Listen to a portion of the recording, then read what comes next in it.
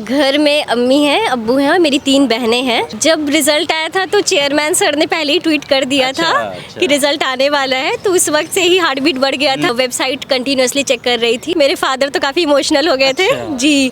Mummy दोनों को console कर रही थी, मुझे भी मेरे फादर को भी। उन्होंने हर स्टेज पे मुझे मोटिवेट किया है जी। और कभी भी मैं थक जाती थी तो मैं बस उनका शक्ल देखती थी और मुझे लगता था जब ये लोग अभी तक नहीं थके हैं तो मैं कैसे थक जाऊँ। थोड़ा वो था, सोसाइटल प्रेशर था कि इंजीनियरिंग की है तो वो होता है कि अभी तक जॉब नहीं कर रही हैं एंड ऑल दैट। कि जॉब भी मैंने छोड़ दिया था तो वो थोड़ा मुझे सुनने को मिला कि क्यों जॉब छोड़ दिया। लड़कियों का पढ़ना बहुत ज़्यादा ज़रूरी है क्योंकि एक लड़की जब पढ़ती है तो वो बहुत सारे लोगों को इंस्पायर करती है, बहुत सारे फादर्स को, बहुत सारे मदर्स को। जो भी बेटी के जो भी सपने हैं हर पेरेंट्स को उसको पूरा करना चाहिए। अपने सपने हमेशा बड़ा रखो।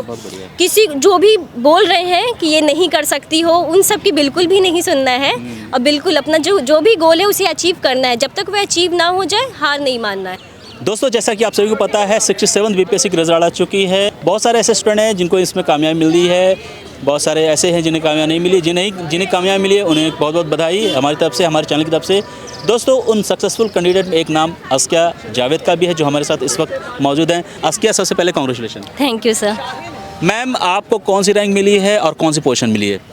मेरा रैंक 208 है और मेरा जो पोजीशन है वो रहेगा assistant plan officer / assistant director, planning and development department. बहुत सारे ऐसे स्टूडेंट हैं जो काफ़ी दिनों से तैयारी कर रहे हैं सिविल सर्विसेज की, बीपीएससी की, लेकिन कहीं ना कहीं उन्हें कामयाबी नहीं मिलती। लेकिन आपको फर्स्ट अटैम्प्ट में कामयाबी मिलती है, ये बहुत बड़ी बात है। इसके लिए बताइए किस तरह से आपने शुरुआत की थी, प्रिपरेशन का पैमाना क्या था, क्या रिसोर्सेज थे? मेरी जो कोचिंग स्टार्ट हुई थी वो पटना हज भवन से स्टार्ट हुई थी, राशिद सर के गाइडेंस में। तो मैंने वहीं से प्रीलिम्स, मेंस और मॉक इंटरव्यू भी मैंने वहीं दिया है जी। तो उनके गाइडेंस से मुझे सही डायरेक्शन मिला कि क्या रिसोर्स मुझे पढ़ने हैं, क्या नहीं पढ़ना है, तो वो काफ़ी हेल्पफुल रहा एग्ज़ाम क्रैक करने। मैम, क्या पढ़ना है, क्या नहीं पढ़ना है? पहले हम बात करें क्या नहीं पढ़ना है बीपीएससी में। जैसे कि जब हम लोग स्टेट पीसीएस में आते हैं, स्पेशली जब हमारा टारगेट यूपीएससी होता है तो हम लोग काफ़ी भारी भरकम रिसोर्स उठा लेते हैं without referring to previous year question. तो वो चीज़ नहीं करना है। आप पहले प्रीवियस ईयर क्वेश्चन देखिए, आप देखिए उसका फॉर्मेट की क्या है, क्या पूछ रहे हैं, क्या नहीं पूछ रहे हैं। तो वो भारी भरकम रिसोर्स नहीं उठाना है, उसी पर कॉन्फाइंड रहना है जिससे क्वेश्चंस बन रहे हैं, जिससे क्वेश्चंस आ रहे हैं एग्ज़ाम में। आप रिसोर्सेज की बात करें, जो आपने रिसोर्सेज यूज़ की थी वो कौन कौन सी थी और पढ़ाई तैयारी करने का दायरा क्या था, कैसे आप तैयारी करती थी? जो मैंने स्टार्ट किया था बीपीएससी का प्रिपरेशन, तो मैं कॉन्फाइंड थी बीपीएससी पर। उस वक्त मैं यूपीएससी का बिल्कुल भी मैंने नहीं देख रही थी जी। तो प्रीलिम्स के लिए मैंने लूसेंट पढ़ा था और फिर मैं मंथली करंट अफेयर्स पढ़ती थी, फॉलो करती थी। फिर यूट्यूब चैनल्स पे भी डेली मैं करंट अफेयर्स फॉलो करती थी जी। और मंथली करंट अफेयर्स मैं उसे रिवाइज़ कर लेती थी। सेकेंडली, मॉडर्न हिस्ट्री के लिए मैंने स्पेक्ट्रम पढ़ा था, जिसका काफ़ी ज़्यादा कंट्रीब्यूशन होता है प्रीलिम्स क्लियर करने में जी। और साइंस के लिए मैं टोटली रिलायबल थी लूसेंट पर और जी, और कुछ यूट्यूब के वीडियोस पर। और यही सब मेजर पोर्शंस हैं। अगर आपका करंट अफेयर्स, साइंस, ये सब, मॉडर्न हिस्ट्री, ये सब पार्ट अगर सिक्योर हो गया तो काफ़ी अच्छा है। बाकी जो और पार्ट्स हैं जैसे एंशिएंट हिस्ट्री, मेडिवल हिस्ट्री, जिसके क्वेश्चंस काफ़ी अनप्रिडिक्टेबल से हो जाते हैं, तो आप उनके लिए एनसीईआरटी देख सकते हैं क्योंकि ये आगे चल के आपको यूपीएससी में भी हेल्प करेगा। तो मैंने सिर्फ एनसीईआरटी रेफ़र किया था ये सब पार्ट्स के लिए। बीपीएससी की प्रिपरेशन की बात करें, ओवरऑल कंसोलिडेशन की बात करें, तो इसमें कौन सा ऐसा एरिया है जहाँ पे अक्सर बच्चे मार खा जाते हैं, जिसकी वजह से उनकी रिजल्ट अच्छी नहीं बनती? वो कौन सा एरिया है? एक पोर्शन लगता है करंट अफेयर्स, जो कि काफ़ी ट्रिकी हो जाते हैं। और सेकंड पोर्शन कुछ स्टूडेंट्स के लिए बिहार स्पेशल का भी होता है।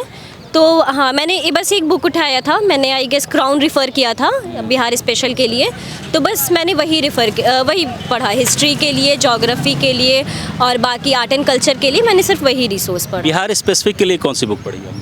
वही क्राउन का बिहार जनरल नॉलेज। बीपीएससी को अगर कोई क्रैक करना चाहे, कोई क्लियर करना चाहे, जिसकी थोड़ी सी भी थॉट प्रोसेस स्टेट लेवल पे, यूपीएससी लेवल पे क्लियर है, तो कितना टाइम चाहिए होगा, कितना वक्त चाहिए कि वो बीपीएससी क्रैक कर सके, उस लेवल की तैयारी कर सके? अब जो पैटर्न हो रहा है जैसा कि 68 और 69 बीपीएससी से हम लोग देख रहे हैं, तो काफ़ी प्रीलिम्स तो काफ़ी एनसीईआरटी बेस्ड है और जो मेंस में भी पूछा जा रहा है वो काफ़ी करंट अफेयर्स बेस्ड है। तो आई गेस बीपीएससी भी कहीं ना कहीं अलाइन हो रहा है यूपीएससी के साथ। तो अगर आप साथ में तैयारी करना चाहें तो काफ़ी इजी पड़ेगा, आप कर सकते हैं, दोनों साथ लेकर के कर सकते हैं। जो ट्रिकी पार्ट, जो अलग पार्ट है वो है बिहार स्पेशल का पार्ट, तो उसके लिए आपको टाइम चाहिए। लाइक अगर आप मेंस के लिए तैयारी कर रहे हैं तो आपको कम पर भी 1 महीने का टाइम आई गेस देना चाहिए। किसी भी मैगज़ीन के हेल्प से या यूट्यूब के हेल्प से हो जाए। कितनी सिमिलरिटीज़ होती है, लाइक यूपीएससी की बात करें, बीपीएससी की बात करें, उनके सिलेबस वाइज की बात करें, तो अगर हम यूपीएससी से, क्या आपने बताया यूपीएससी की तैयारी करते हुए आप बीपीएससी भी कर सकते हैं, तो कितनी सिमिलरिटीज़ रहती है दोनों के सिलेबस में और हमें क्या अलग करना पड़ेगा बीपीएससी के लिए? सिमिलैरिटीज़ तो काफ़ी है। जैसे मॉडर्न हिस्ट्री के लिए हम लोग यूपीएससी में भी और बीपीएससी में भी स्पेक्ट्रम ही पढ़ते हैं, और अब ज्योग्राफी वगैरह का भी वेटेज बढ़ रहा है, स्पेशली एनसीईआरटी बेस्ड आ रहे हैं बीपीएससी में, तो आप ज्योग्राफी के लिए भी एनसीईआरटी पढ़ सकते हैं। तो काफ़ी ज़्यादा लाइन हो रहा है दोनों एग्ज़ाम।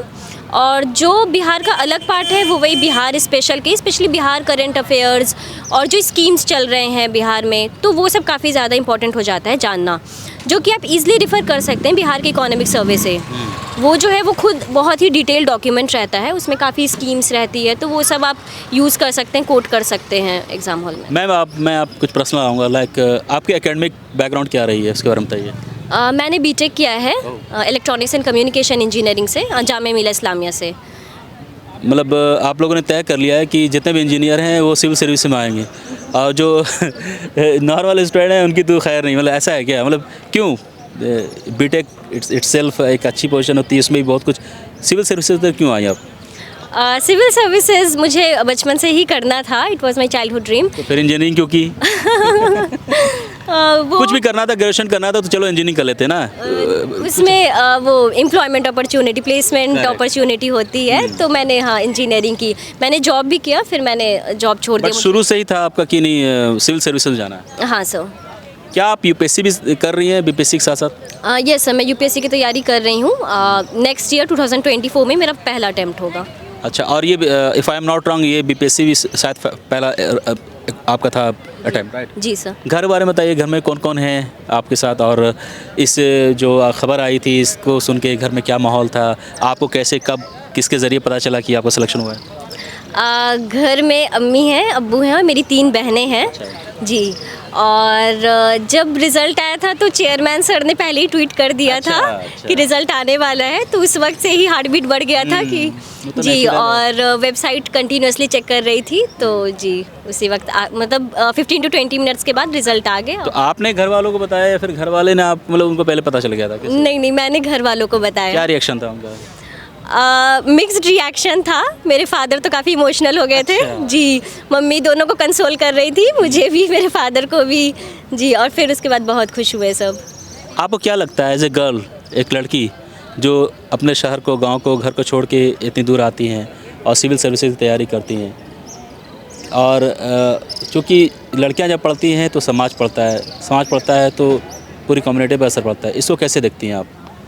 बिल्कुल सर, और लड़कियों का पढ़ना बहुत ज़्यादा ज़रूरी है, क्योंकि एक लड़की जब पढ़ती है तो वो बहुत सारे लोगों को इंस्पायर करती है, बहुत सारे फादर्स को, बहुत सारे मदर्स को, जिन्हें लगता है कि उनकी बेटी नहीं कर पाएगी या हाउस होल्ड एक्टिविटीज़ में उन्हें लगाना है, तो ये काफ़ी ज़्यादा इंस्पिरेशनल हो जाता है। और मुझे तो लगता है कि जो भी बेटी के जो भी सपने हैं, हर पेरेंट्स को उसको पूरा करना चाहिए।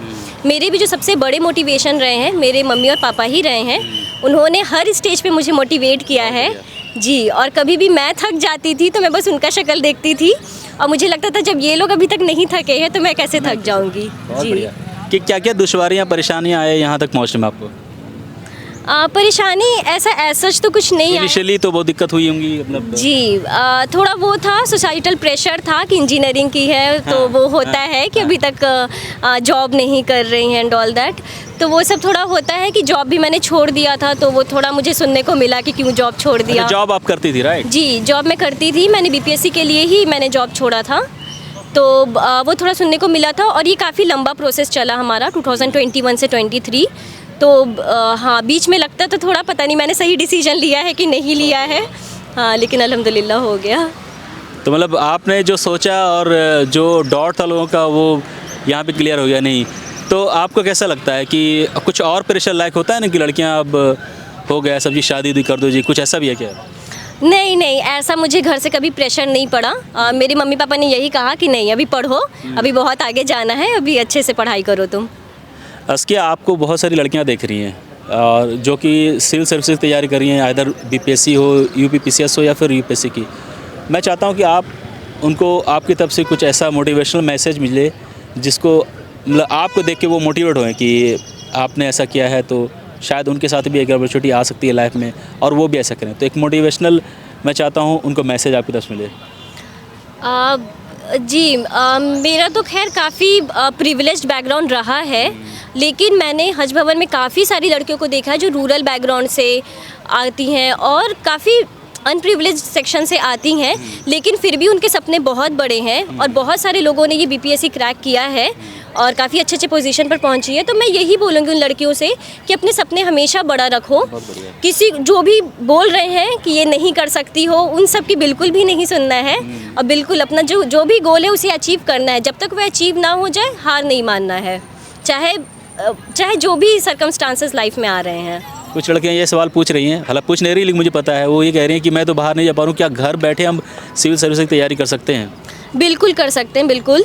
इतना online education, online coaching, online material आ गया है, तो आप बिल्कुल कर सकते हैं। सब कुछ यूट्यूब पे अवेलेबल है। बीपीएससी के लिए मैंने तो खैर किसी ऑनलाइन रिसोर्सेज की ऑनलाइन कोचिंग या ऑनलाइन कोर्स ऐसा मैंने लिया नहीं, क्योंकि मुझे ऐसा फील हुआ कि मुझे ज़रूरत भी नहीं है। तो आप कर सकते हैं, आप घर पे बैठ करके बस बुक्स की मदद से और कुछ फ्री यूट्यूब वीडियोस जो भी पड़े हैं उनकी मदद से आप आसानी से कर सकते हैं। मैम, जो भी रोल और रिस्पॉन्सिबिलिटी आपको मिलने वाली है, कुछ पता है उसके बारे में, क्या क्या होता है? मुझे ज़्यादा तो आइडिया नहीं है, लेकिन हाँ कुछ रिलेटेड है। बहुत ही भारी भरकम रोल और रिस्पॉन्सिबिलिटी है, मतलब प्लानिंग, डायरेक्टर प्लानिंग, क्या फिर से बताइए, मैं तो मेरे दिमाग पे नहीं आ रही है। Assistant plan officer / assistant director, ये डिस्ट्रिक्ट लेवल की पोस्ट है।